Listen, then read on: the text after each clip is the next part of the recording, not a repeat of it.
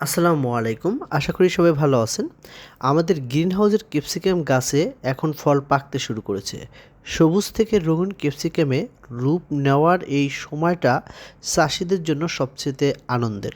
সঠিক পরিচর্যা, আধুনিক গ্রিনহাউস প্রযুক্তি ও নিয়মিত ব্যবস্থাপনার মাধ্যমে ক্যাপসিকাম গাছগুলো সুস্থভাবে বেড়ে ওঠে এবং ভালো ফলন দিচ্ছে। আমাদের এই ভিডিওতে গ্রিনহাউসে ক্যাপসিকাম চাষের বর্তমান অবস্থা, ফল পাকানো, ফল পাকা এবং সামগ্রিক অগ্রগতি তুলে ধরা হয়েছে।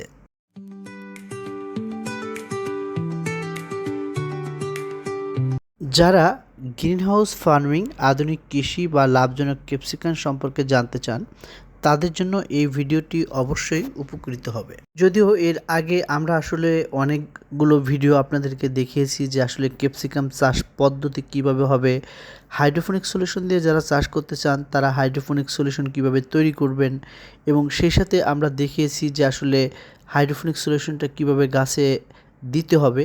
বিস্তারিত এই ব্যাপার নিয়ে বিস্তারিত ভিডিও আগে আমাদের দেওয়া আছে, আপনারা চাইলে সেখান থেকে ভিডিওগুলো দেখতে পারেন।